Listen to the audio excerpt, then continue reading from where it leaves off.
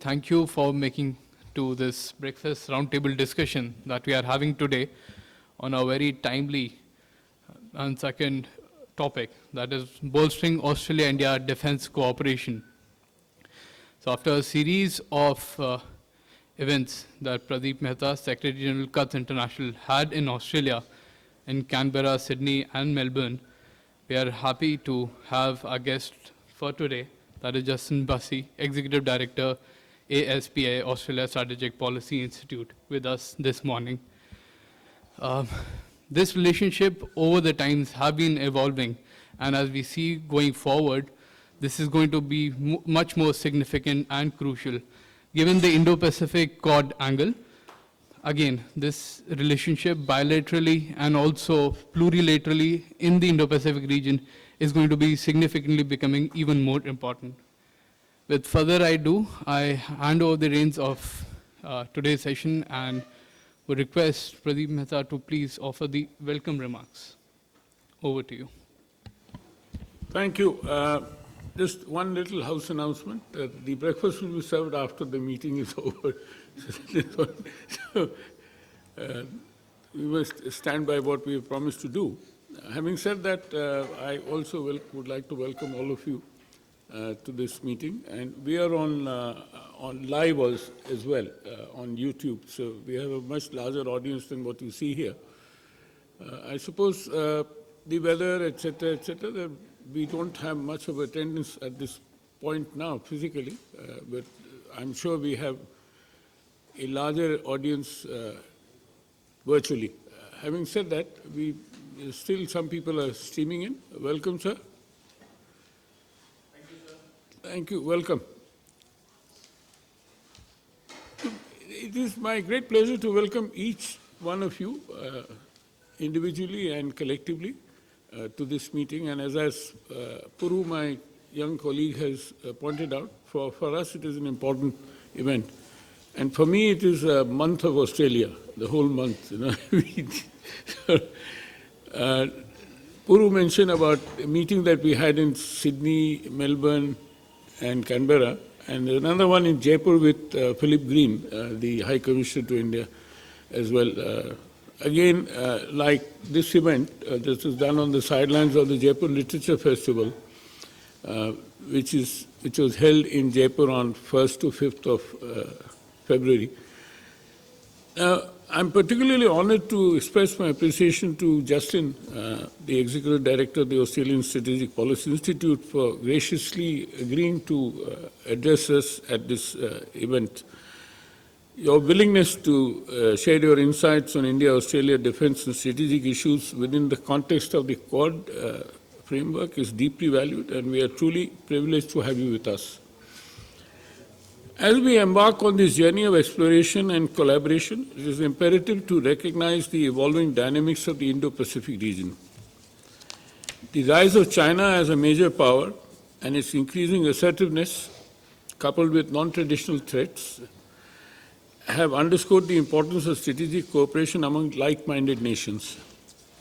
Against this backdrop, India and Australia, as staunch advocates of a free, open, and inclusive Indo-Pacific, have forged a partnership founded on shared values and common interests, which is expanding.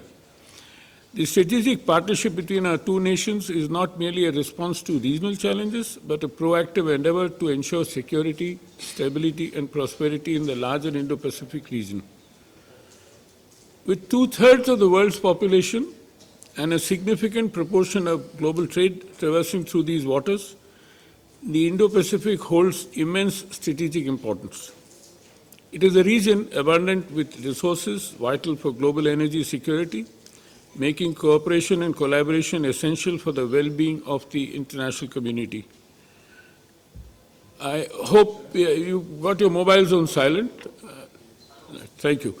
My active participation in the past events in Australia, such as the Indian Ocean Conference in Perth, which is what was not mentioned, which happened again in February. I mean, the first ever time in my life I've been to Australia twice in the same month. Except, but of course, Perth was one end of Australia rather than the the heart of Australia, which is Sydney, Melbourne, etc., etc. The Indian Ocean Conference was a very thought-provoking discussion on regional security and cooperation, which reflects commitment to fostering dialogue and collaboration among nations in the Indo-Pacific and the wider region. The Indian Ocean Conference, which is being run by the India Foundation, was supported by DFAT Australia in a big way. We had the Australian Minister for Foreign Affairs, Penny Wong. Justin, we missed you there. But suffice it to say that that was the 7th conference, and the next one is being held in Oman as we go along. So there is, what it only indicates is there is a wider understanding about many of these issues and collaboration among nations which are not necessarily part of the Quad or the Indo-Pacific region as such. For us, for Indians, Indo-Pacific has a different definition than what is there what is commonly understood as Indo-Pacific. We include Eastern and Southern Africa as well in this context, in this calculus. Now, the event that was held in, we had the 3 events other than the Indian Ocean Conference. One was on looking at the partnership between Australia and India in the larger context of the global economy, which is looking at the WTO as well, and not just bilateral trade relations. We had the fortune of being addressed by Tim Yin, the Associate Secretary in DFAT, and among other experts from the Australian intelligentsia, which included Peter Drysdale, one of the sort of long-term Prudence Gordon, etc., etc. It did underscore the importance of economic ties amidst the evolving geopolitical dynamics. This was followed by an event in Melbourne with the Australia-India Institute, Lisa Singh, moderating a session on critical minerals, and which again is one of the granular aspects of the India-Australia cooperation, and generally speaking, becoming more and more important as we go along, in the sense that if you look at the kind of evolution, critical minerals become a very important input, and particularly in electric vehicles, etc., etc., batteries, etc. The topic there was what should be the role of Quad in the context of critical minerals, and what came out very strongly was that there is a need for the Quad to collaborate on this aspect, particularly since a large number of critical minerals are held in a monopoly by China. And with the result that what would be the alternates in order to allow us to use the latest technological advancements which are happening without those elements, without those inputs which are required. Some of these names are very unfamiliar, esoteric, of those minerals which are now being discovered. Finally, in Sydney, we had the fortune of the Consulate General of India hosting an event with with DFAT, Australia, and Newland Group, a private sector advisory, which has recently published a report of granular cooperation between India and Australia on various segments, particularly corporate reports. Anil has been a part of that particular effort as well.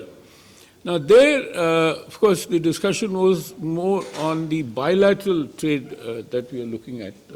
We have an economic cooperation agreement, trade agreement with Australia, which is now being discussed, negotiated to expand to a full-fledged comprehensive economic cooperation agreement, which is going on rapidly with sufficient amount of attention being given by both the countries. And the findings of that particular particular event was very useful in terms of which could help to guide both the governments to see as to what are the kind of elements which can help cement the economic cooperation relation that we have. Finally, as I said, we at Jaipur on 4th February had a fireside chat with Philip Green, the Australian High Commissioner to India, which provided a platform for exchanging views on bilateral relations and exploring avenues for deeper engagement between India and Australia. What is important to note here is, in the context of our current discussion as well, that both Philip Green as well as the India's High Commissioner to Australia, Gopal Bagle, who has just joined, are very clear about the fact that we require stronger and deeper relationship on defense issues, which is not just defense in terms of maritime cooperation, etc., but even defense equipment, for example. And I'll come to that a little later. These engagements have not only enriched our understanding on the strategic landscape, but have also laid the groundwork for further debate and discussion in this direction. And therefore, too, this event which is happening with Justin is a part of that string of pearls, as it were. Not the Chinese string of pearls, but our string of pearls. By leveraging insights gleaned from these past interactions, we aim to build upon existing frameworks and explore new avenues for cooperation between India and Australia in defense and strategic affairs within the Quad framework and beyond. Here we also look at Pacific Islands as a very important part of this discussion, which is, as much as it is interesting for Australia, so it is interesting for India. As you might have remembered, the Honorable Prime Minister of India, when he visited the Pacific Islands, the kind of reception which he got in Papua New Guinea, for example, the Prime Minister touching his feet, was an extremely emotional issue that we could feel in India, that the kind of respect that India, particularly India's leader, inspires from these. And how do we work in that? This is something which, of course, is within our own limited resources as to how India would approach Pacific Islands is something which can be done on sort of riding on the back of Australia and New Zealand, which is for who Pacific Islands are very important. For us too it is. Now, today as we delve into discussions surrounding Australia-India defense and strategic issues within the Quad framework, we aim to catalyze meaningful engagement, foster mutual understanding, and lay the groundwork for enhanced cooperation. Between India and Australia, and like between India and US and other countries, Russia included, we have this 2x2 dialogue, which has been happening regularly between the India's Defense Minister and Foreign Affairs Minister and Australia's Defense and Foreign Affairs Minister. What is also interesting is that this is what I gleaned from the reports written by Anil Athwa and another dear friend, Peter Varghese. If you remember, I mean, those of you might know that there was 2 reports done, which are very unique in the world. I mean, I've not seen such kind of reports.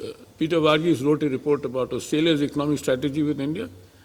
Anil wrote a mirror report from India's economic strategy towards Australia. And in both of them, what we looked at as to what are the elements that they spoke about in terms of defense, and that is what we find. And including, I discovered that there is a working group also set up on defense cooperation, but that has hardly met. There's nothing that we can see on the web that, if at all, if it has done any kind of work at all. And that is something, Justin, which ASPI should, explore further with the Australian government and Anil, you with the Indian government as to what is happening to that working group it was set up and has not met. Now, our agenda encompasses a diverse range of topics, from bilateral defense relations to industrial collaboration and multilateral cooperation in the Indo-Pacific. Through insightful analysis and strategic dialogue, we seek to identify opportunities for collaboration, share best practices, and chart a course towards a more secure and prosperous future for the region. I'm confident that the discussion ahead will not only deepen our understanding of key issues, but also pave the way for productive partnerships and tangible outcomes. We are all gung-ho about it. We're sort of very optimistic about these relations. Without further ado, I would like you to commence this session with a spirit of openness, collaboration, and shared commitment to the values that bind us together. And we hope to soon partner with ASPI in going ahead in this endeavor. I may like to also add that there is an increasing Indian expat population in Australia, which is contributing a huge amount to their economy at various levels. It's not a homogeneous diaspora like anywhere else. Whether it's US or India, Australia, you have Indians working at every level, whether they are taxi drivers or they are heads of large corporations. And secondly, the important thing is that something which I spoke about, that we find that Australia is traversing on the same path as our relationship with the US. Higher education is attracting a very large number of students and who then become migrants. My own son-in-law, for example, went for higher education, now he's become an Australian citizen. And both he and his wife work for the Department of Defense. How do you like that? What a coincidence. Having said that, of course, nothing to do with India, but howsoever. With that, let me now turn to Justin to please address us. Well, Pradeep, thank you.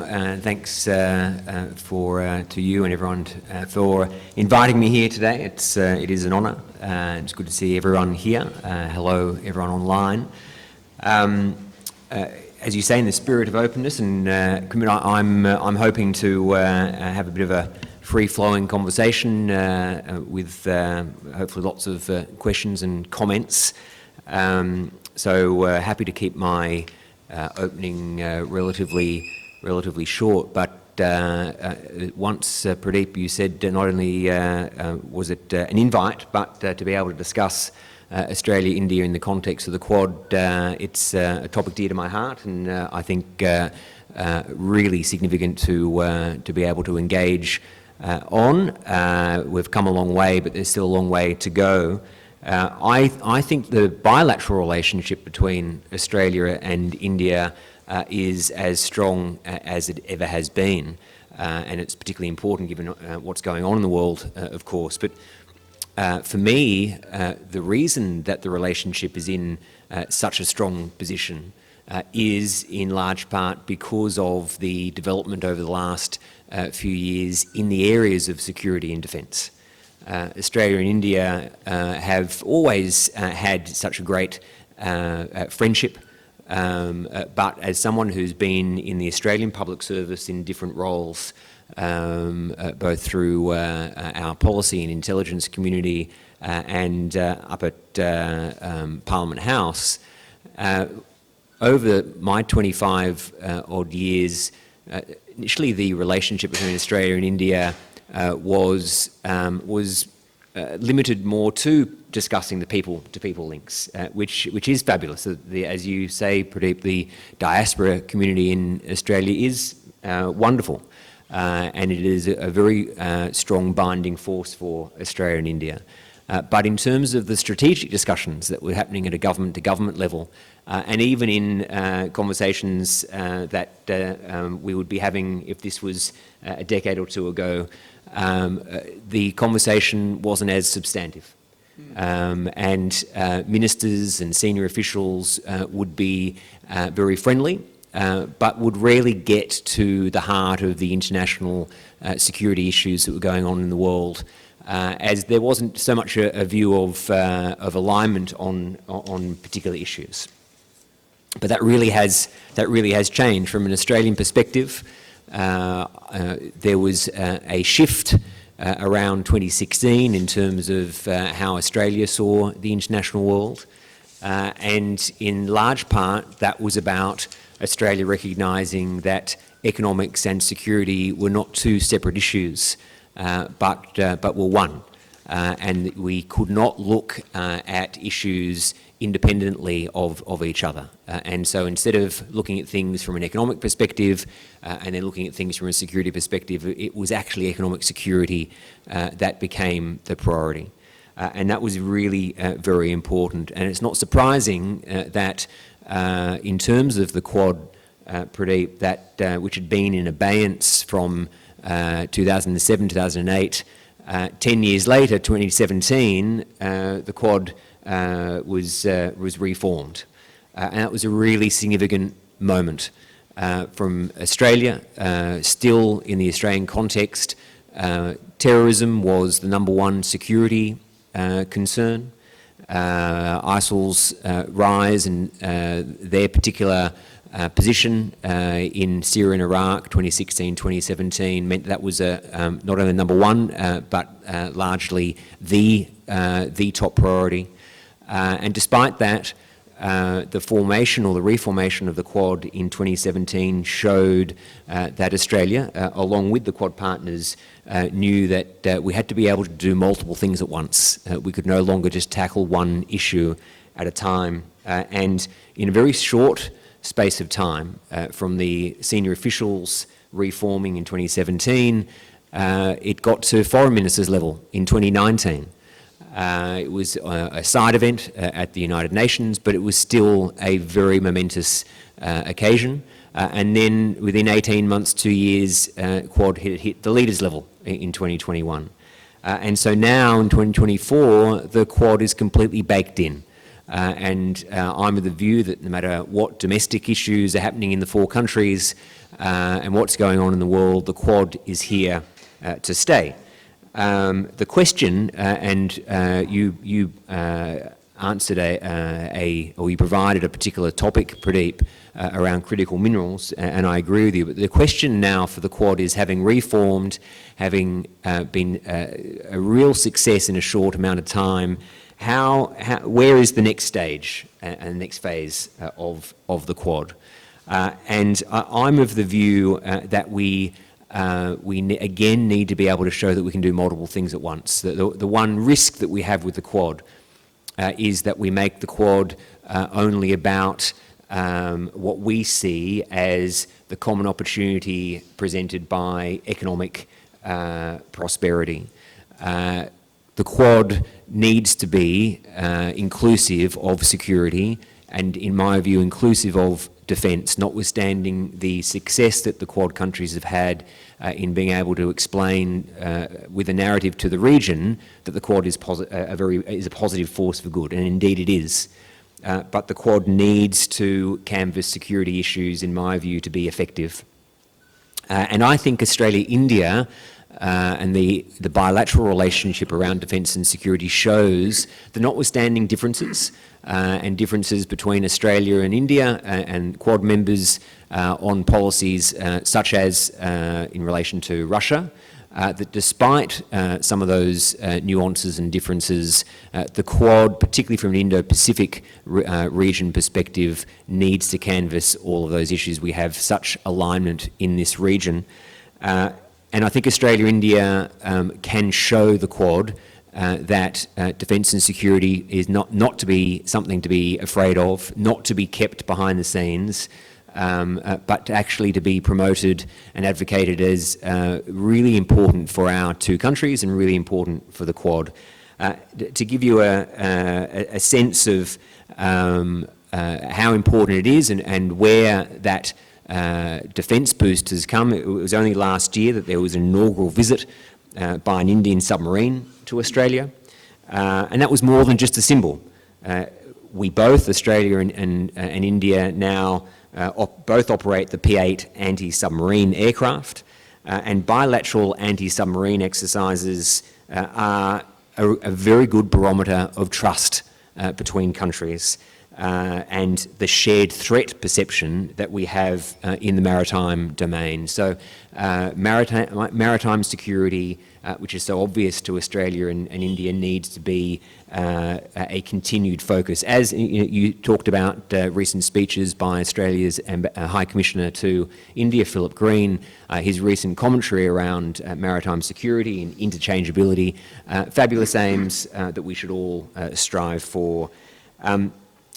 I think it's important also to note that we have currently HMAS Warramunga, which is an Anzac frigate, currently in the Bay of Bengal, and that's for exercise Milan 2024. I think that it's important for a couple of reasons. It's something other than Malabar, which is really, really important, and I am one of those people who thinks Malabar should be referred to as a quad exercise, not simply an exercise between 4 countries. But I think this current exercise shows that it isn't just Malabar, there are plenty of others. And Milan has had continuity, I think, for over 20 years, and no matter the ups and downs, it was never suspended. Unlike the quad. And the second reason that it's important is that it is, I think, should be taken by India and the region as showing where the Australian system's priority is. I, again, was one of those people who thought that Australia should have engaged with the operation in the Red Sea and sent a vessel. But the fact that a frigate is here in the Bay of Bengal when Australia didn't send a ship to the Red Sea, I think is really significant in relation to this relationship. So, Pradeep, this discussion very timely. I could go on for a long time in terms of the importance of Australia, India, and the Quad working on areas like cyberspace. Space itself, which India is doing fabulous work in, but I really do think those two domains, which, as you mentioned in terms of the economic working group, there are working groups in the Quad on these issues, and I agree with you. While there's always private work to go on behind the scenes, I think the ability to advocate what is happening is important to bring the public along with us. You're right, critical minerals is another example. And while we know that we have shared alignment in terms of the malicious activities that the Chinese Communist Party undertake through the region, through the South China Sea, in cyberspace, and we need to tackle those issues as a shared threat, we can do so while ensuring the region knows that our actions together are for regional stability, that we are not the ones, and the Quad is not here for anything other than long-term regional stability. I think probably I'm happy to close there, Pradeep. It's really an honour, as I said, to be invited to participate in this event, and hope to have a great discussion. Thank you, Justin. Economics and security, I mean, this is one of the things that we have argued for, is that the 2x2 dialogue should turn into 3x3 dialogue, which should include the trade ministers as well. They're very closely interrelated. In terms of maritime security, we have Commodore Jessing here with us. Of course, he'll also be able to speak more about it. May I invite Ambassador Padma? Anil, over to you. Thank you, Pradeep, and I'd like to thank GUTS for organizing this session with Justin here today.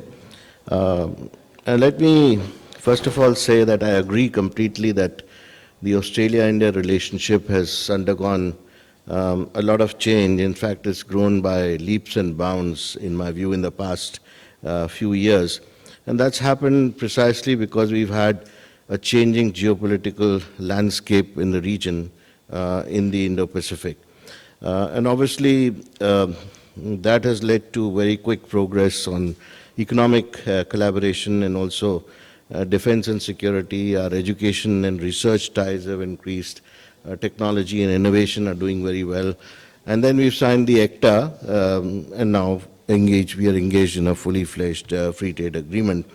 Pradeep, you mentioned about the 2+2 ministerial.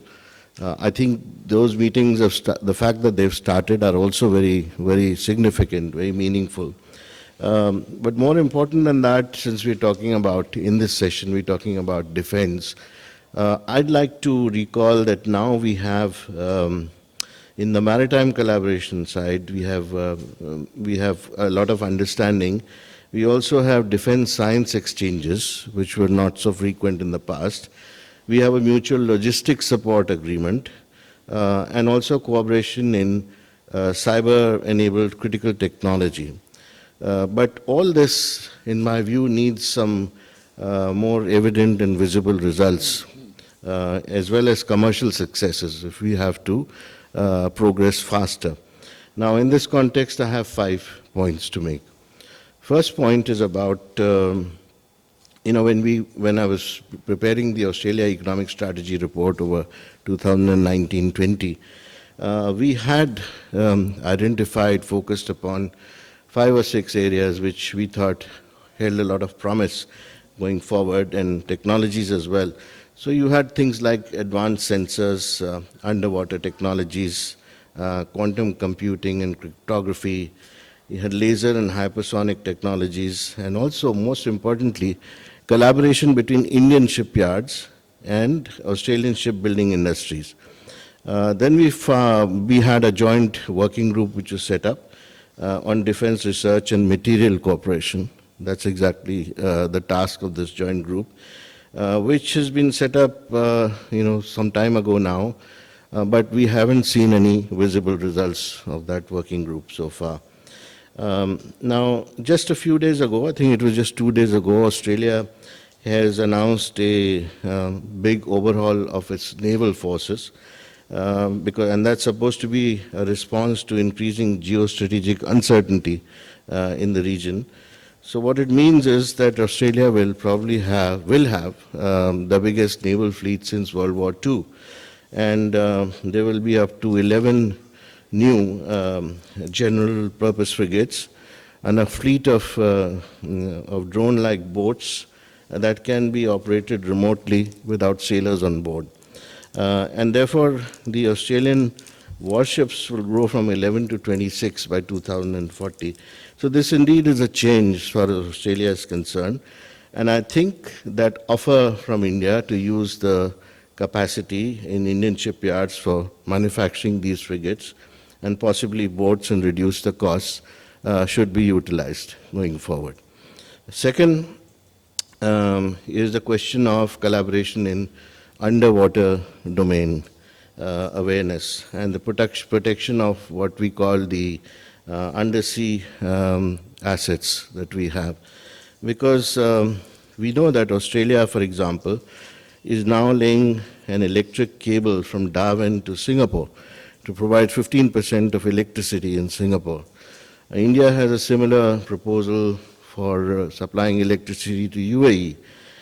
We also have the situation where digital data through cables passes through or very near the Indian southern tip. So all these assets need to be protected, and in the changed circumstances that we see around the world, it's very important that you have joint collaboration, and not just India and Australia, but perhaps other like-minded countries as well. So what we call the ISR operations, the intelligence, surveillance, and reconnaissance operations, they need to be strengthened so that we strengthen our maritime domain awareness and also benefit from sharing of our platforms and also satellites and defense assets, because that all goes into producing a mass of data which can be used by both sides. Also, we've talked about this, but nothing much has come out, that we need to use our locations which are very strategic, like Darwin, like Cocos Islands, Andamans, even mainland India, and even third-party locations which with countries which are think alike, like India and Australia, and also a subset perhaps of the Five Eyes in the region for maritime domain awareness between India, Australia, and France. These are ideas which have been floated before, but we haven't progressed much. Well, I think it's very important to progress there and give some concrete shape to these ideas. Third is the issue of Indian participation under Pillar 2 of AUKUS. We're not talking about Pillar 1, that is obviously between United States, UK, and Australia, which is submarines related work. But the critical technologies, artificial intelligence, and quantum technologies, which we are talking about also in the context of Quad. In those projects, the Indian participation would become quite significant if that happens. And this leads me to what Justin mentioned about the Pacific Island states, because both India and Australia have an interest in the Pacific as well. We have an annual grant. We have discussed this in the past, that we are willing to pool in our resources, and instead of doing small projects which are concentrating on small and medium-sized industry, for example, or looking at smaller economic projects, or donations to hospitals for X-ray machines. Now, India would be quite willing to pool in those resources with countries like Australia, New Zealand, Japan, the US, to do a strategic project, because that's something which will have a demonstrator effect in the region, in the Pacific. And, as you know, we have a problem in the United States with funds for the Pacific being frozen. They've not been allowed to use any funds despite big announcements that have been made. That sort of thing does not go well with countries in need of finances, especially for climate mitigation. And here is something that can be done practically between us, Australia and India, and also other countries. Fourth is the space collaboration. Now, in the report, we identified our capabilities in remote sensing of the Earth, satellite communication, satellite-based positioning, navigation and timing, and also ground stations to support these space activities. If we have to open up, we have opened up in India the space sector to the private players, and in Australia, this space was always being dominated by the private sector. So private sector to private sector cooperation is also possible for things like blue orbit satellites and spacecraft and systems engineering. So that becomes a focus between Indian and Australian companies. Because I think our satellite communication and technologies must be used for strengthening the maritime domain awareness part, which I referred to earlier. Fifth is the issue of Quad, which Justin talked about. Now, I think, of course, India and Australia, through the Quad, have to address the challenges of the region. That's the main aim of getting the Quad back together since 2017. I feel that the Quad has developed a kind of laundry list of working groups, 13 in all, which, of course, they meet, but they don't produce anything which is, again, a demonstrator. And if we have to see, convey the meaning of Quad as a body of countries which can deliver for global good, especially for the region, especially for ASEAN, for instance, then you need, one or two projects which are going to be good for the countries in the region, so that they have their faith in the Quad. The first issue is that you need alternate funding for connectivity and infrastructure. If you have to counter BRI, this is an ideal platform. Now, many announcements have been made. In fact, it's taken to another extreme to say that, we will build green ports, for instance. But how do we do that? Do we build it through government-to-government funding, or do we build it through public-private participation? And as far as the United States is concerned, there has to be, private participation, but it's not been spelled out. Just like, the big plans that the G7 or the European Union has announced as far as infrastructure projects are concerned. We had a big project during the time of COVID to roll out vaccines through Biological E in Hyderabad. Unfortunately, due to a delay in licensing from the United States, we could not produce the vaccines in time. By the time COVID ebbed, and Australia was ready to roll it out and distribute it in ASEAN. But that could not happen in time, so therefore the whole project was then shelved. So what we need now, as far as Quad is concerned, is to concentrate on projects which will be important for the region. And I think As far as the Malabar exercises are concerned, they have progressed quite a bit in terms of interoperability. They become more and more complex. Each version of Malabar is more complex than the previous one. There are more platforms taking part, and also the fact that you have submarines which are included there now adds more value to it. But we have to further refine it to say that in future there would be a boldness amongst the Quad countries to be able to do something if required together. And that is the big question, because that's not clear to me whether that can happen or not happen. And also, as far as the supply chains are concerned, now we've talked about resilient supply chains in the region. We talked about a partnership between Japan, Australia, and India in resilient supply chains.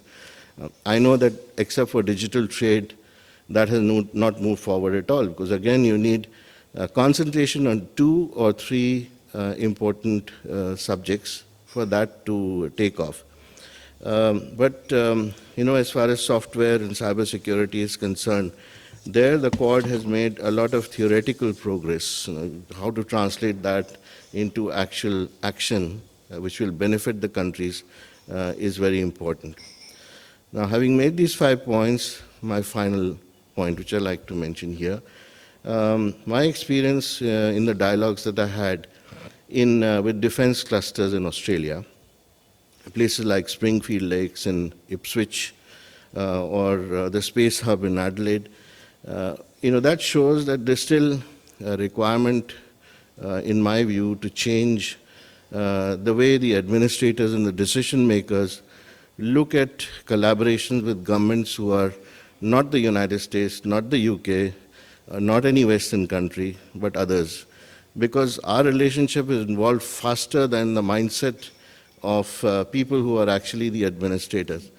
And that really can only be done if there is some amount of joint collaboration between the decision makers in our governments and the people who are actually implementing these projects on the ground.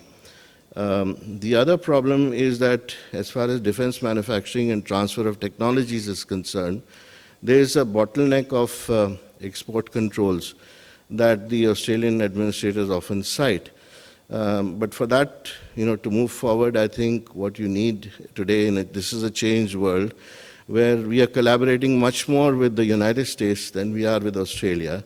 Now, in this case, if the Australian companies or if the administrators need approvals from the United States, then that dialogue needs to be opened up as well.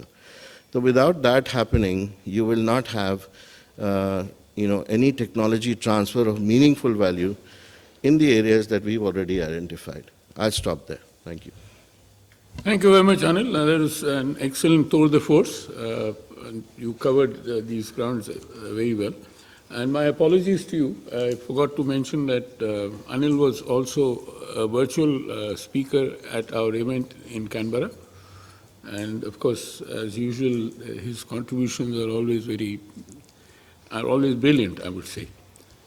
Having said that, may I request Harinder? Now that 2 of our main speakers have spoken, I think people are feeling hungry. Yeah, I'll be very with due brief. respect. I'll be brief, yes. Thank you. Good morning, and it's a pleasure to be here, and thanks, Mr. Mehta. And he's said it right, when the 2 speakers, the main speakers, have actually identified all the areas, there's very little left for somebody like me to speak.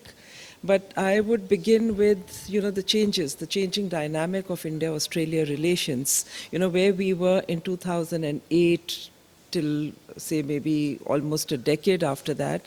And I would say that maybe this has something to do not with just geopolitical realities, but also our emerging dynamics of our relationship with the United States. Because we are not an alliance partner of the United States the way Australia and Japan are. So even in the Quad, there was that diffidence whether India could be a reliable, trusted partner. But I think when we signed the foundational agreements with the United States, the BECA, SISMOA, and, so I think after that, and the rapid pace in which our own defense partnership has moved with the United States, we've overcome all of the hurdles which you've heard about, the laws, the rules, and things. But I think where India and Australia really need to focus is build more trust through greater dialogue, which we've been able to achieve with the US despite the hiccups. Russia was mentioned. And this always came up in our discussions, even when we bought the S-400 from Russia. There was this congressional diktat that India should be put under sanctions and we should not do any defense deals with them. But the administration has decided to move ahead, and they trust us enough to realize that we cannot do without the Russian equipment. We are dependent on them still for the spares, and the huge cost of modernization cannot be met by the United States alone. So there is a certain amount of give and take, and we've got equipment worth 30 billion, and their companies are coming into India in large numbers. So I think the first change in Australia, the realization, I would think, was the 2016 Defense White Paper on the Indo-Pacific. There was a realization that the China story, the hunky-doriness between India and Australia began to sour, and maybe this had something to do with what happened with Sri Lanka and the Hambantota example. So 2016, Indo-Pacific emerged as an important area of concern for Australia, despite the fact, because China, you have, and Australia luckily is the only country which has trade surplus with China out of all the Quad countries. And this was followed by the Foreign Policy White Paper the following year in 2017, which again identified key areas, and Indo-Pacific was one of them. So I think since then it has been a lot of forward thinking between India and Australia. So coming to defense, I think we really need to strengthen firstly the trust factor. And I think Ambassador Wadhwa has already talked about it, so I will not repeat. The defense policy talks have been going on, and in July 2023 we had the 8th round. But instead of just meandering, we need to identify key areas, and this needn't be something like, a spaceship manufacture or something. If we can start in a small way. 23 has been a very active year in defense cooperation between India and Australia. Niche areas like AI and were identified. But I think, this defense manufacture cooperation, you have the critical minerals, the critical technologies, which I'm not going to repeat. But I think if we can have the US model co-production, which, with safeguards, I mean, agreed you need the safeguards, but with safeguards, if we can set up a few identifiable industries, because and skill our labor. This was the other thing I wanted to come about. Instead of just focusing on high-end security issues, what India really needs is technology, the dual-use technology, to skill and train our manpower, which could be beneficial both for Australian manufacture, which if you set up facilities here. The US has really understood the value of this, skilling India, which is part of the Prime Minister's mission. And we do not have adequate infrastructure. So if we can identify areas, in computers where we have the skill, we have the knowledge, but we need more centers to skill manpower, and this could become a win-win situation and a cost-effective mechanism to foster closer ties, and it also fosters people-to-people connect between India and Australia. So I think till we don't have a people-to-people, which has been mentioned about, in Oceania, and all that, but we need to identify key areas which will benefit India and Australia. Australia has the technical know-how. If you were to set up, under a joint partnership, the centers of training and excellence, I mean, a tiny country like Taiwan is doing this in India. So why can't Australia and India sit down and apply their minds and do something which would benefit the youth, which then could be trained manpower for any facility. So it's not going to happen overnight, but we need to have a roadmap for this instead of looking at big infrastructures and then, talking about cost, who's going to foot the bill, etc.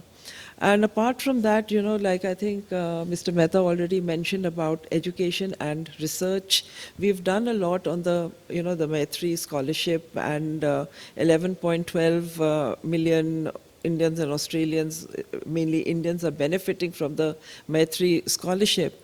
But I think here again, we need to identify areas, and under this scholarship scheme, if our research and technical institutes, which, if these could be revamped, and I think the government of India also needs to do a lot of work in that area. So if we can set up these research labs and revamp them, or set them up in the IITs, which are, very good institutes, renowned, absolutely. So if some work is getting done, but I find that Australia is not very active in that area. Japan has made a head start. They've been doing a lot with the Indian academic institutions.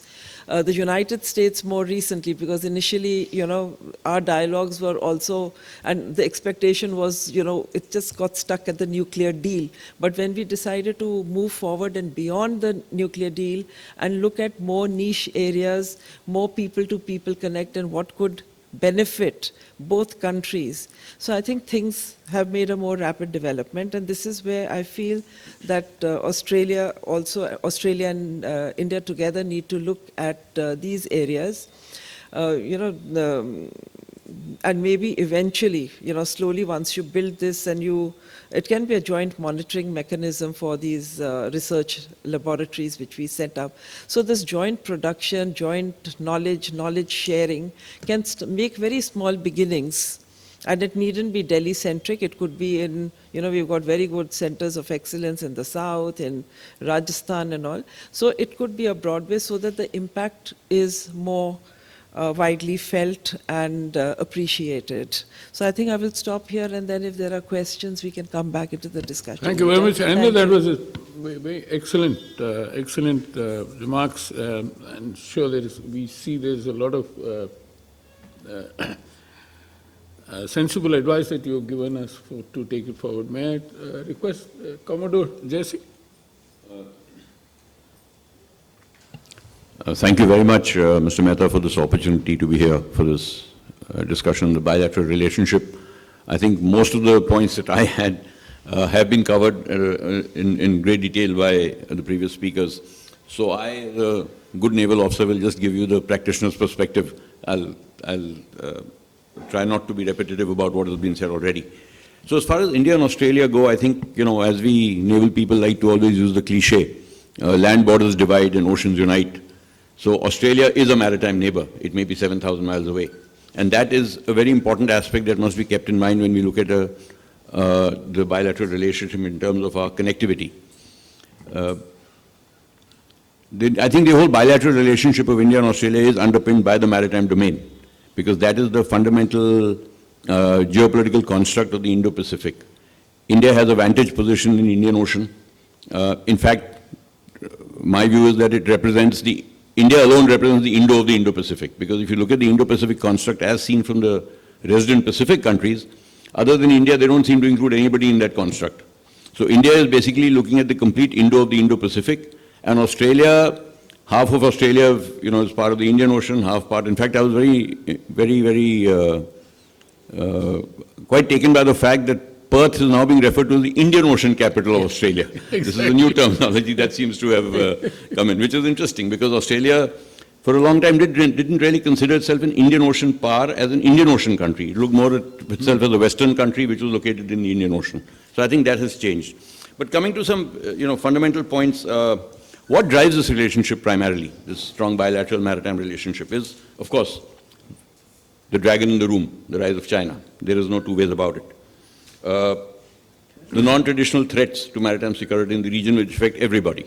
So it's not only about India and Australia, it's about a complete regional, ensuring the free flow of trade, ensuring a free and open Indo-Pacific, addressing all the man-made and natural, non-traditional transnational threats. India and Australia can do a lot because they cover a very wide expanse of the Indo-Pacific. Of course, maritime domain awareness was alluded to. I think it's very encouraging that maritime domain awareness actually also underpins a lot of the maritime engagement, because it's becoming more and more important in view of the changing nature of the maritime security threat from a traditional sort of state-on-state conflict situation to this wide spectrum of non-traditional transnational threats. And in maritime domain awareness, one of the factors which has now changed this dynamic in the Indo-Australia context is the fact that we now have a lot of shared platforms. Till a few years ago, we had no American platforms. Now we share the C3, we share the C-17, the C-130. We both operate Hawks. They have the P-8 Poseidon, we have the P-8I maritime patrol aircraft, the MH-60R helicopters which Australia operates, we are getting. So the more you operate similar kind of equipment, the better the interoperability, the better the understanding of the other navies. And that, I think, also gets underscored by the fact that we exercise a lot with the Australian Navy now. Milan was alluded to. Milan this year has 51 navies participating. I was part of the first one in '95 when we had 4 navies, and there was nothing done at sea. It was only about cultural exchange, sporting fixtures, etc. in Port Blair. I was there at that time, and so it's very nice to see Milan now reaching a stage where it's 51 navies, and with very little sort of, unlike Malabar, which the ambassador referred to, where China has always tried to sabotage Malabar in one way or another by playing on the reticence of Australia, India, and Japan to acknowledge China as a threat. Milan has gone through very smoothly right through because it was largely seen as a multinational exercise and not aimed at any one country. So I think Milan has a lot to offer. It's a rare platform and I think that is a great tribute to, or a great testament of India's deft diplomacy. We have Iran, Australia, Japan, US, India, Russia all exercising together. It's not easy to get all these navies together, which is also something I think that India has very deftly managed in terms of the Indian Ocean Naval Symposium. Last year, Iran was the chair of the Indian Ocean Naval Symposium, US is a member, and many other Western countries are members. So one of the points also which I wish to highlight is that we have a lot of multilateral organizations in the region, which have typically, at least in the Indian Ocean region, have underperformed. Whether it's IORA, whether it's BIMSTEC, and that I think is because of the mutual distrust that exists between the disaggregated regions of the Indian Ocean. You know, the Horn of Africa, East Africa has their own set of problems. West Asia is perpetually, there's political volatility there. SARC is more or less redundant now.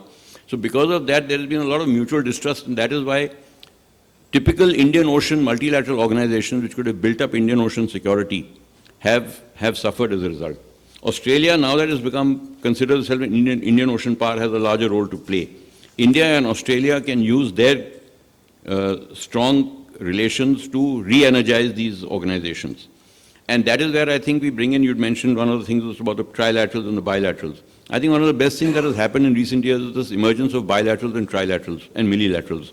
Because between 2 or 3 countries, there's far more chance of convergence happening on certain issues rather than between a larger group of countries. And these bilaterals and trilaterals can be used thereafter to re-energize the multilaterals in the organization, in the construct.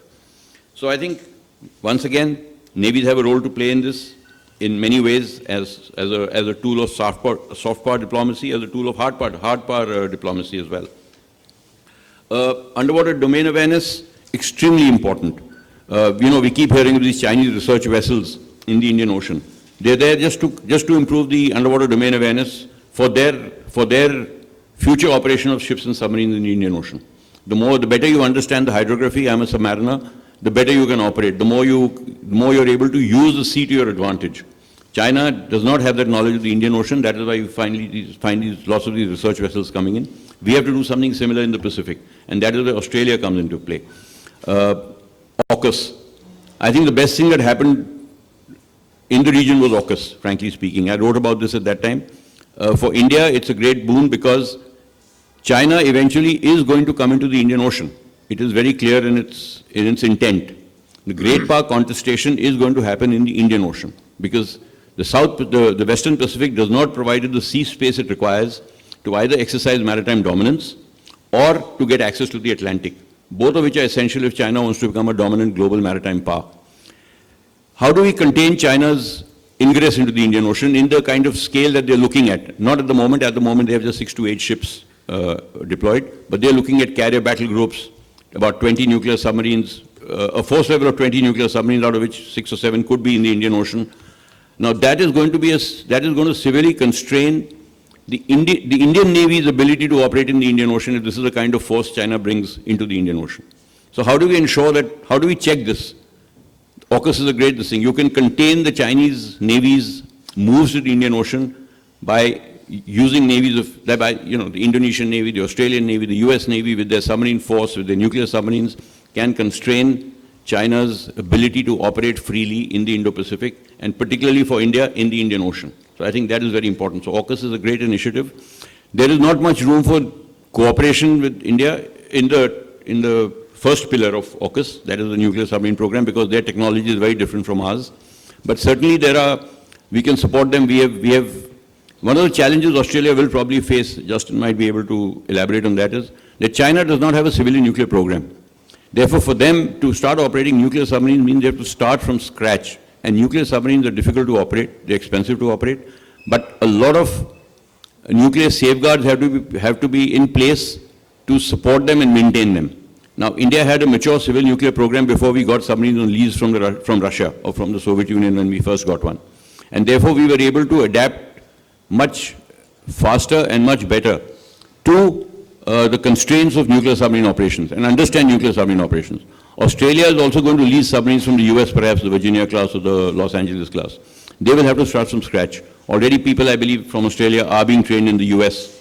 Nuclear submariners are being trained, a civilian establishment is being trained, which is all very good. But it will not be easy.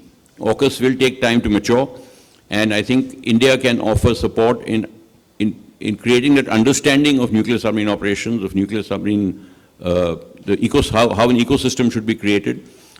I'm sure the navies must be talking about it in their staff talks and other defense engagements. But climate change. Now, this is an area, I think, where both India and Australia have a great role to play. We know what the effects of climate change are. There are many small island developing states which are in fear of inundation with rising sea levels. The marine biosphere is getting adversely affected. India has taken a lot of initiatives. The IPOI, for example, the Indo-Pacific Oceans Initiative, the International Solar Alliance, is trying to promote mitigation strategies in the Indian Ocean region. Australia could do very much the same in its part of the world, and that's where the Pacific Islands come into play. They are facing similar problems. So I think these small island developing states do not have the kind of clout, and we've seen that really climate change is not resonating in reality to the extent that one would expect, considering the kind of threat it poses. So I think the large countries like India and Australia, who have a say in major global multilateral institutions, can definitely champion the cause of these small island developing states and gain a lot of diplomatic and political goodwill in the bargain. So I think there's a lot we can do in that. There's a lot that can be done in the blue economy sphere. Not enough is being done there either. Things like IUU, fishing, etc. need to be checked. Not enough is happening there. So there are lots of areas for cooperation in the future, particularly in areas which are between the two navies and between the two militaries, actually, that can re-energize the Indo-Pacific region into becoming the sort of tour de force it should be in shaping the future geopolitical outcomes in the world. I think I'll close there because most of the other things have been covered, so I really don't have very much more to say. Thank you. Thank you very much. Another excellent presentation, excellent thoughts, and particularly the point which you made, though it was out of context, but extremely important, was this climate change and the kind of work which Australia and India can do together to help the Pacific Islands. And as you said, some of them might disappear with the way things are going on. And this is another area of our work that we do very actively in order to promote particularly climate finance. We find that the thinking around the world on climate finance is hopeless, absolutely hopeless. You're looking at some peanuts. To give you an example, first ever time, again, I'm sorry if this is a little outside the track, but since Commodore Jai Singh raised it, and I can't resist talking about it, the first ever time a loss and damage fund was agreed to in an international organization.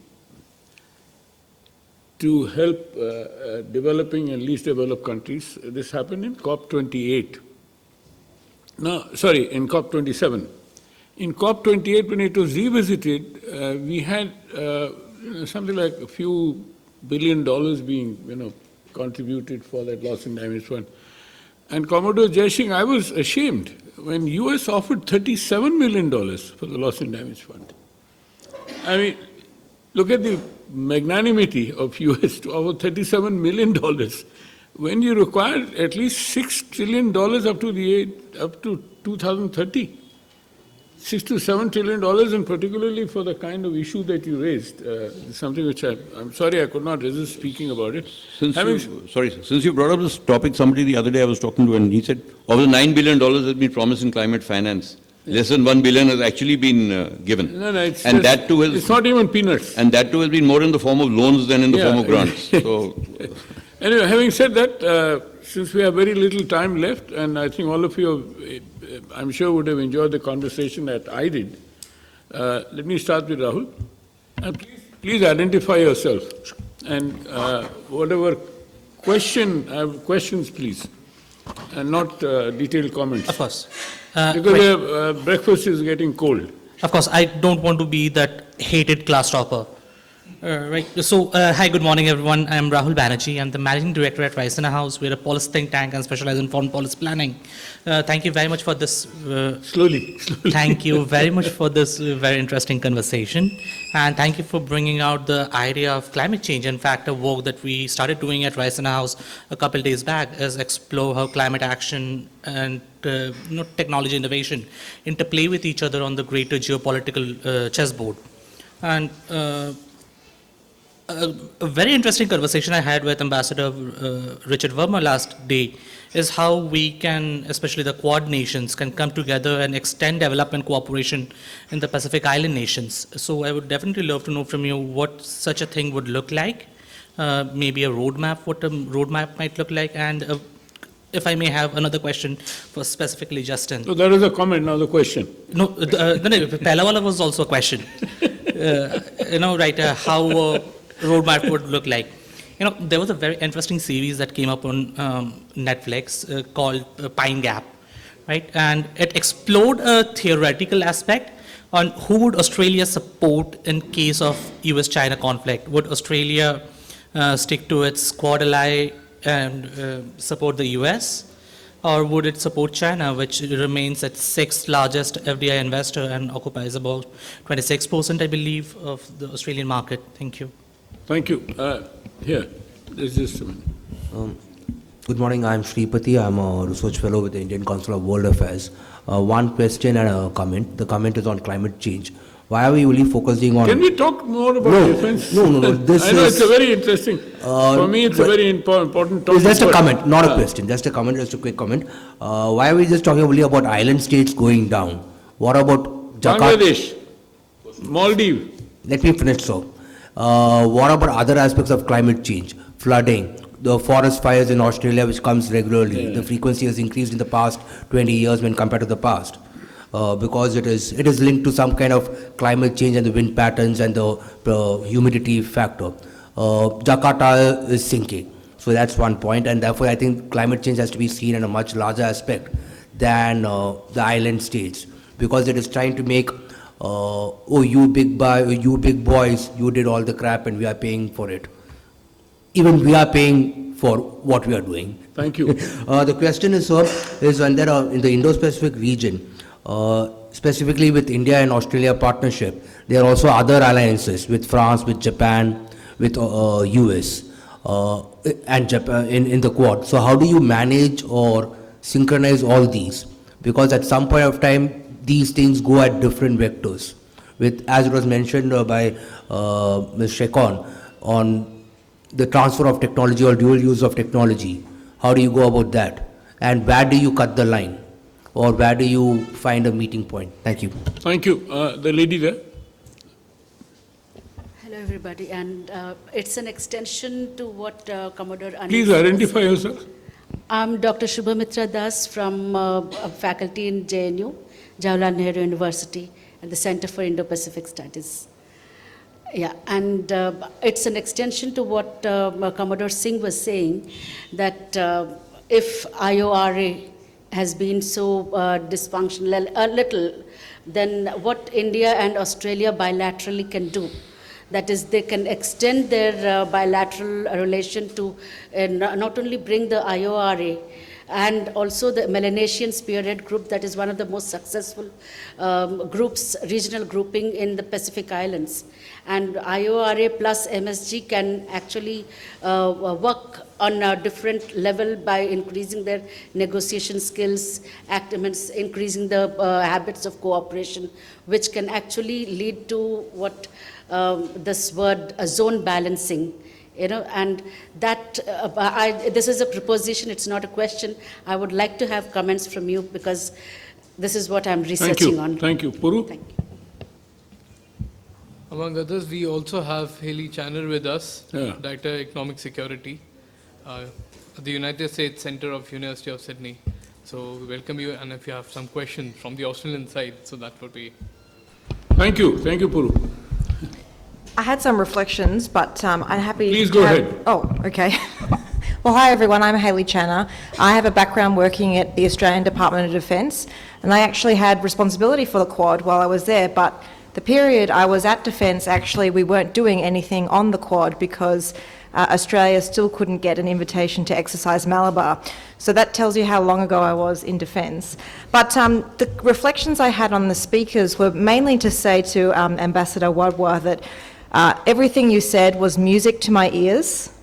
Some of the reflections you had in terms of the Quad specifically about the need to have more visible progress, the fact there's a laundry list of working groups. I think that there's actual Quad fatigue a little bit because we do seem to be trying to do too much at once. And even though all of these issues are important, the fact that we have so many different priorities in the Quad betrays the fact that we can't decide what our priorities actually are. So that was just one reflection. But also I think that the fact this was a defence discussion on Australia and India, but yet we talked about so many other factors like climate change, the Pacific, supply chains, it really shows you how much every issue has become securitised. And that presents a risk for all of us because even though that does reflect the reality that we are in today, it makes it much more difficult for us to neatly package how we can get after certain problems because everything becomes a problem. And if you look at things like the United States industrial policy, even though that's targeted at China and reducing China's advantage, it's also harmful to US allies. So I think we have to be careful about how we prioritise and what we can actually do together, not try and do too much at once. And actually, an area that I'd like to see more cooperation is without the United States. So even though I'm from the US Study Centre, I think there's a lot of times when we should be doing things just Australia-India, or maybe just Australia-India-Japan, because it has a much more powerful message to the region when we do things without the United States. But just to thank all of the speakers very much, and also to foot stomp your point, Ambassador Wadwa, about the need for more connection between the decision makers and the implementers of the policy on the ground. I find that we really do start to get into the habit of having so many meetings, so many Quad meetings. There is a pressure on leaders, ministers, and then senior officials to make public statements. But often, because we're trying to do so many things at once, there's not enough news to tell people about what we've done. And the last example of that is the Quad vaccine commitment, where we weren't actually able to deliver 1 billion vaccines. So I think if we tried to focus on maybe 2 or 3 things and were able to show progress, that would gain credibility for the Quad. Thank you very much. By the way, you'll be surprised that Perth, the Indian Ocean Conference, one of the co-organizers was the Perth USA Center, which is not just USA. It talks about... They're our sister institute. Yeah. Yeah, they're also part of our network. Having said that, may I now turn to Justin? Thanks. Several questions, and it is good to see, Haley, you here. Let me see if I can get a few of those questions and answer them.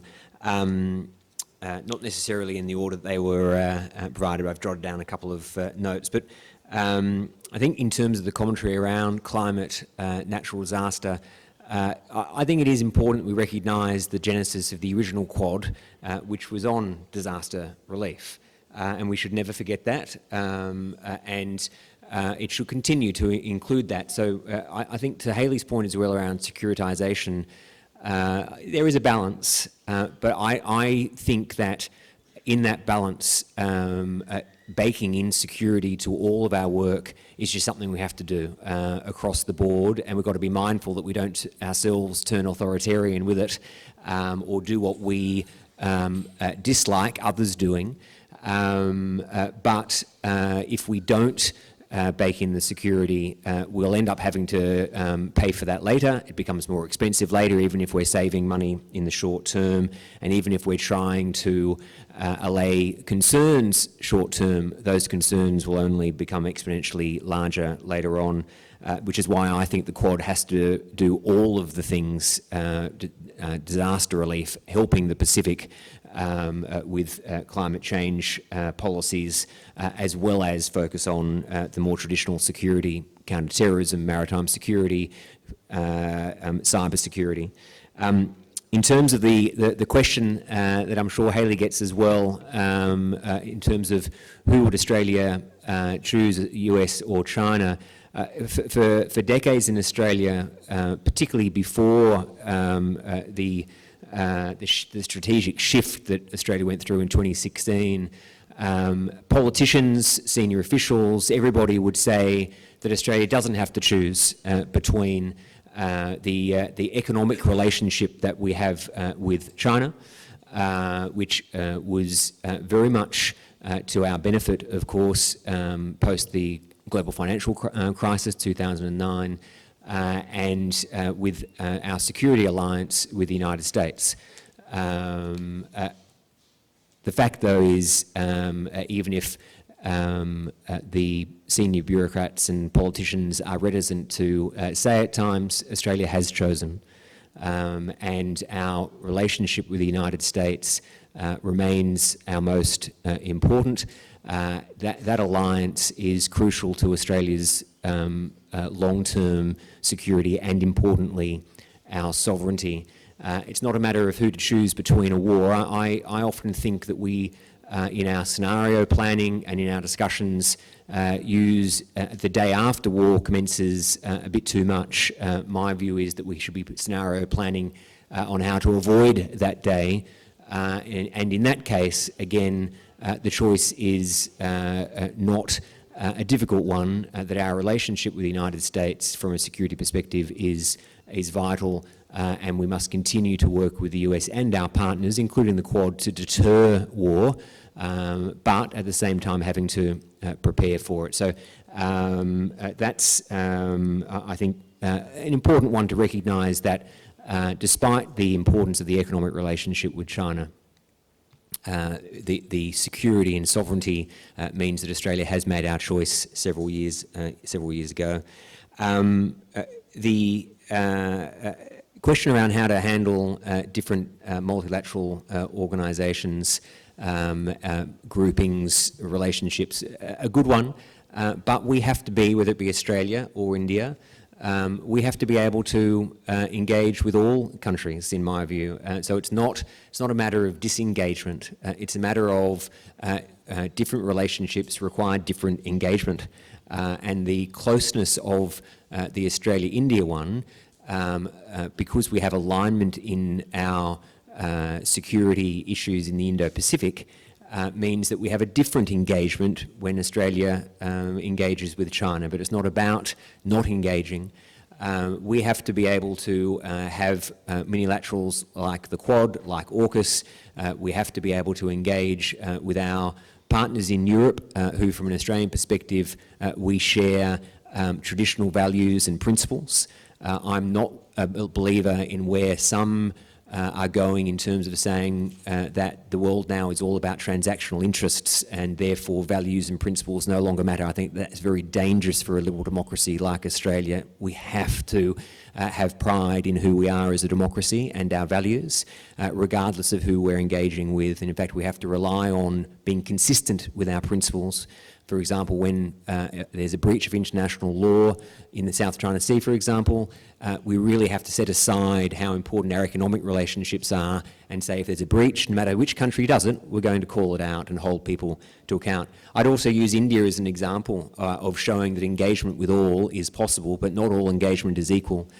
People around the room might disagree with me, but I think the ability for India to engage with the Quad and the next day engage with the BRICS shows how important engagement is. My view as an Australian is that the Quad, despite the fact that we all agree here that we'd be better off advocating more of what we are doing, but the Quad has substantive strategic outcomes in a way that from an Australian perspective, the BRICS is effectively a grouping that comes together not because of what binds them, but because of a bit of distrust that is there, including between India and China, but also others, in a way that the Quad comes together and there is an inherent trust, even if we might disagree on a couple of issues.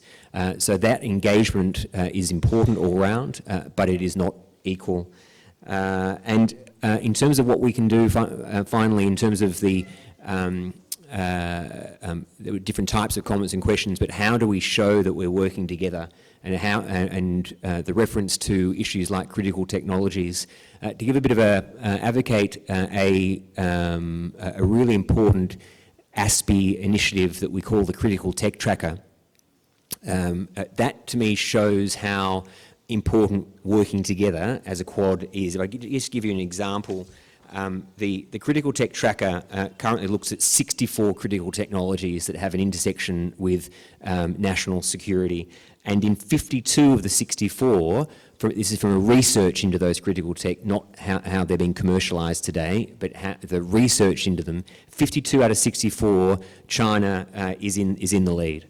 That should be a clarion call to the rest of us to say, right, even if China doesn't have a lead in terms of actualisation today, research shows the trend of what's going to happen 5, 10, 20 years into the future. 52 out of 64 they lead in. But in many of those critical technology areas that they're leading, if the Quad comes together and combines our strengths, in many of these areas, the Quad either becomes number one in research or at least competitive in a way that countries, if we are only dealing one-on-one with China, we're never going to be able to compete with such a big power.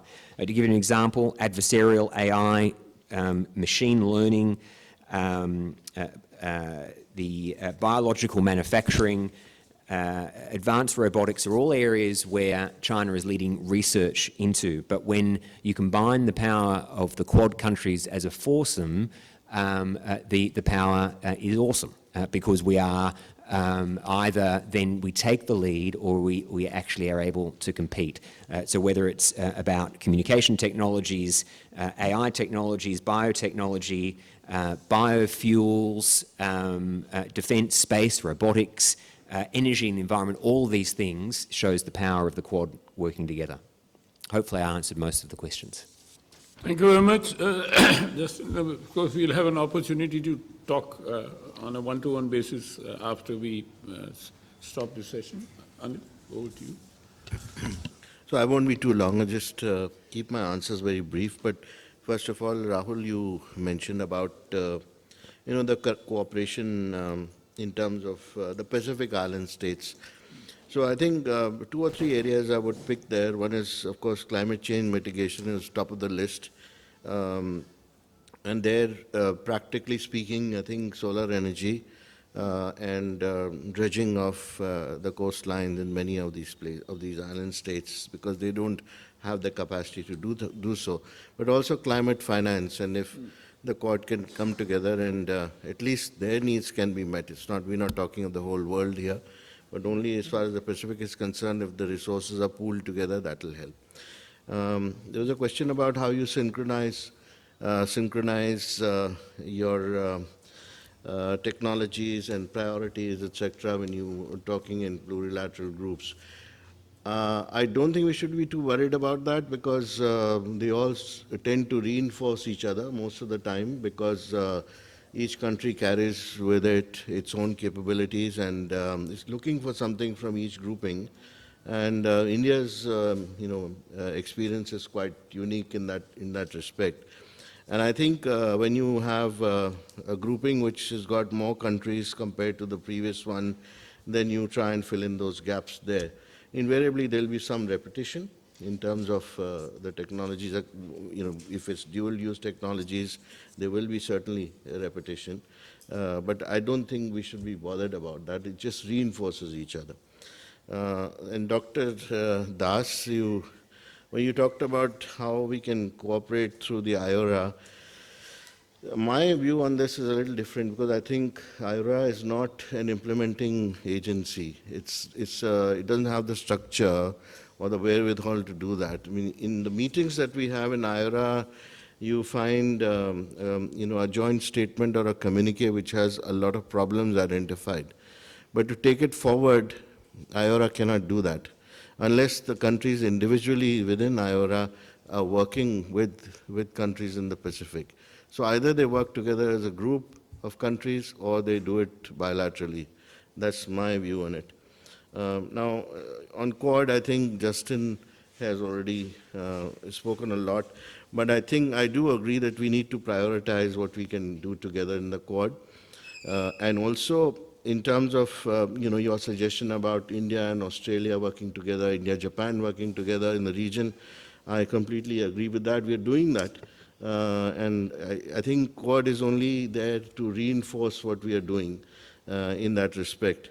So if the Quad cannot do something, yes, it can be done bilaterally. And India and Australia, for example, cooperate a lot with ASEAN on specific programs, 7 or 8 programs that we do together with ASEAN already.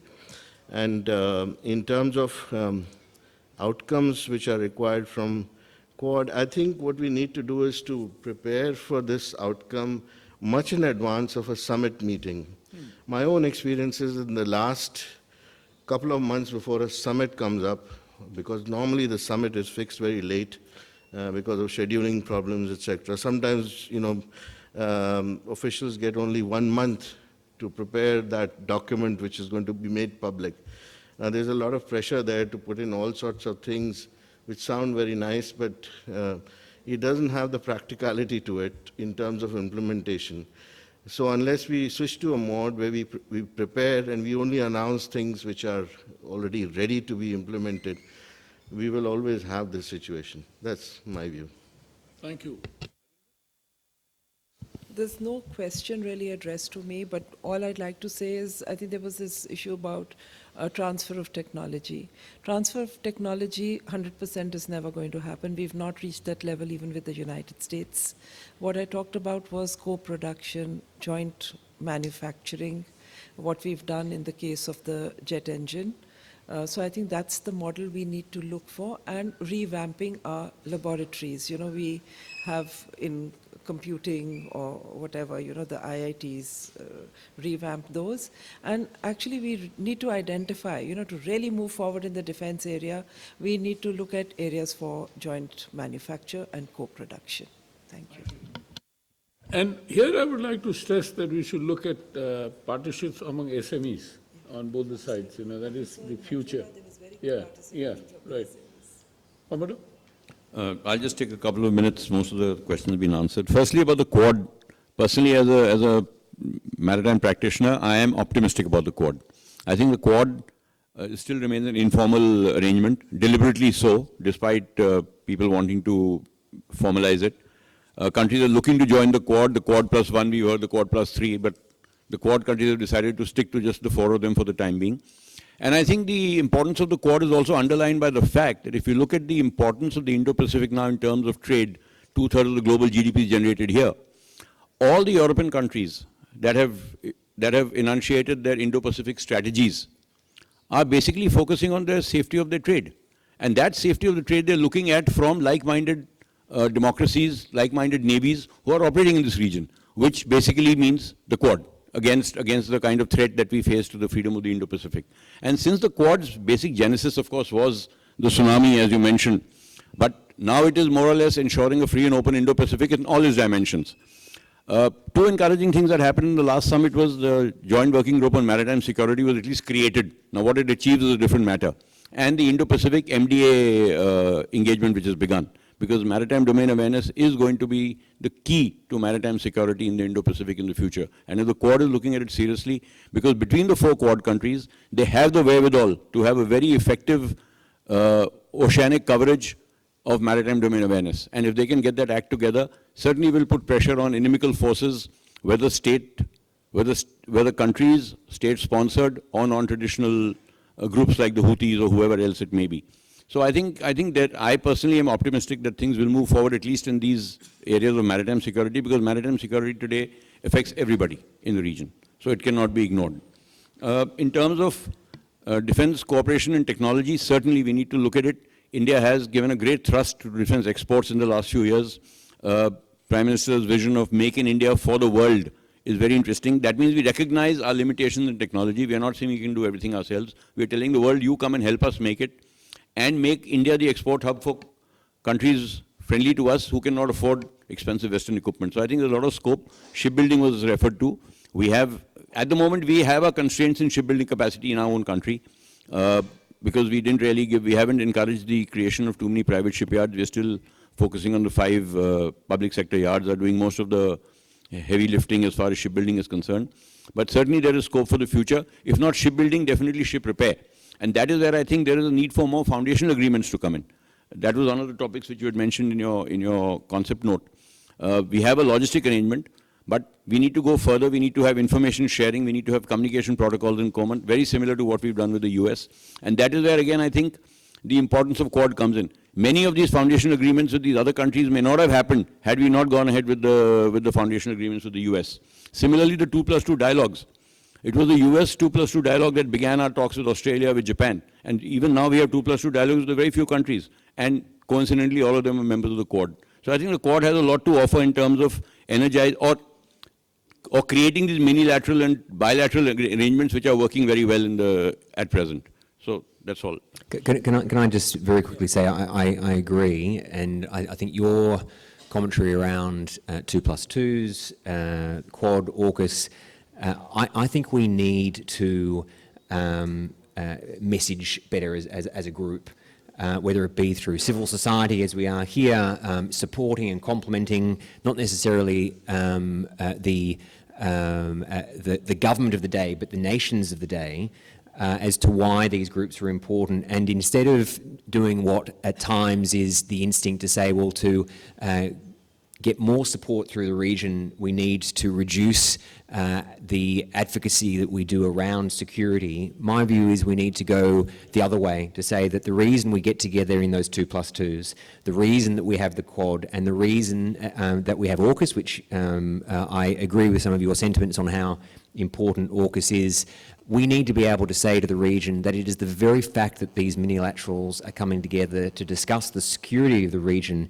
which makes the grouping so important, that it's not simply that we are there just to do disaster relief, notwithstanding how important those elements are, but the very fact that these groups are so focused on the security of the region is not just good for the individual countries involved, whether it be the 3 in AUKUS, the 4 in Quad, or the 2 and the 2+2s, but it's actually about regional stability, to ensure that people don't just say, roll the eyes when they hear AUKUS or Quad to say, oh, you're just getting together and you're talking about malicious activities, or that we are there actually talking about how to make the entire region more secure.